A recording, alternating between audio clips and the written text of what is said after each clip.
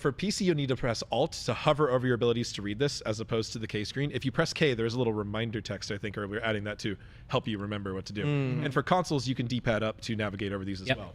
You can read each ability, or you can hover over your god's face to read your passive. And every ability has that button to expand or collapse to give you more details.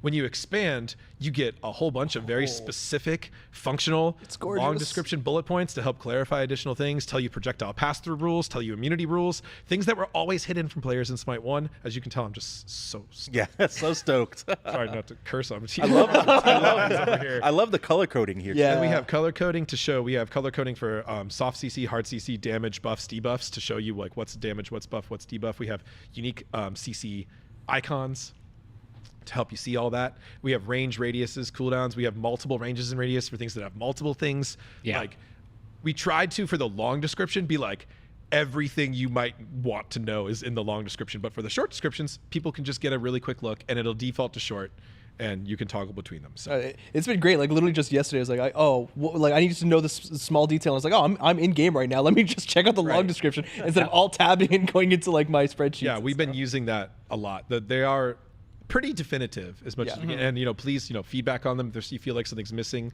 let us know. We're already thinking about ways to improve this system, keep adding to it, maybe adjusting the color coding. So we've already got a lot of ideas, but we still love to hear yours. So let's see. Okay, what are you going to read next? Yeah, we're going to go into, before we hop into Anhur, he's of course at the top of the list, but definitely want to list out all the gods available in Alpha Weekend 1. There are 14 of them. So of course, Anhur, as you see on screen. You got it. Anubis, Athena, Bacchus, Bellona, Kernanos, Chak, Fenrir, Kukulkan, Loki, Neith, Odin, Ymir, and Zeus. Going to be our first Sounds right. 14 playable characters in Smite 1 Alpha for every single ability in depth. But we're just going to go through the kit, and we did want to take some time to talk about some of the unique to Smite 2 aspects of all the gods. So of course here, Anhur looking sick here. That ultimate is insane. So, like you mentioned, we don't need to talk about the fact that he looks better than ever, he sounds better than ever, and all those beautiful things are received from all the gods. Yep, exactly. The Anhur's main changes is a lot of it is on the shifting sands, where one, the closer you are to the shifting sands, actually the heavier that actually effect is. Two, you can cancel it early, kind of like we did for Ymir's wall. And three things, unfortunately. So it does end the start the cooldown early as well. So ending it early is actively high skill ceiling min-maxing this character now. Good to know. And it is strong to do. And then you can also place the shifting sands behind you a little bit, so that like it kind of snaps behind you, so that way, there you go. So you don't have to turn around and do that. You can literally just do that while you're. If you're fleeing, it's very good. It's super useful. The other thing, as we mentioned before, the ultimate has a different pacing to it, and it's more weighted towards the back end. So that final hit will be a little bit larger and deal more damage. And man, has this been super satisfying to use in the test.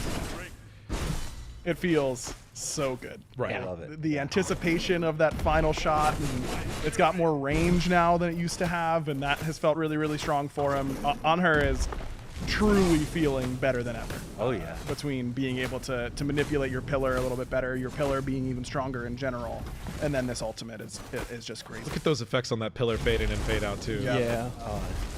Whole team was cooking.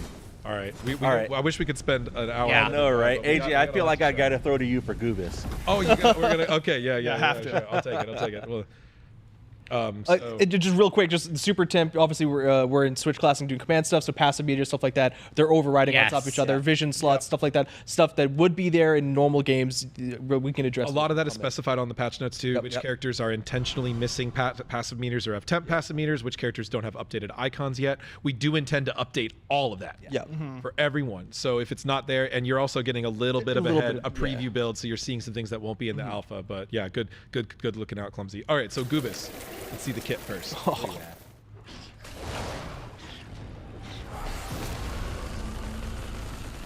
I love that new ultimate animation. All right, so the main new things for Anubis are, one, he's got a brand new passive, the Scales. So his passive is a bit of a callback to a Smite 1 item. For every 10% of HP he loses, he gets additional lifesteal and protections. So he just gets harder to kill and more threatening as he gets lower. Now, his Smite 1 passive just gave him a massive soup of stats. And this will be a little bit more relevant when we get into the item section, but we are doing a lot of base stat adjustments and stat availability adjustments. Overall, some power creep resets and some item stat bloat. And in which case that requires the gods to get a bit of that too.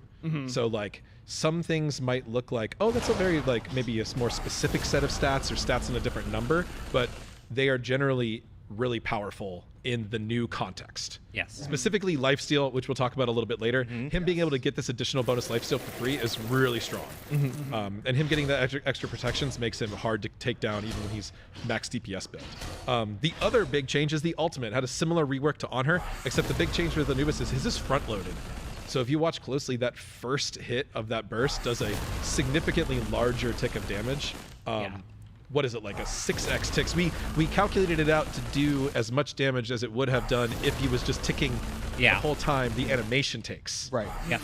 So instead you get that first upfront burst. It makes it really important, and it makes it really valuable to just hit those wrap combos. Yep. He's got some other fun little things, like Mummify now does damage, and it scales off strength. Yep. Right. And it does physical damage. Yep. I did a build with this, you want and to I won the build? game.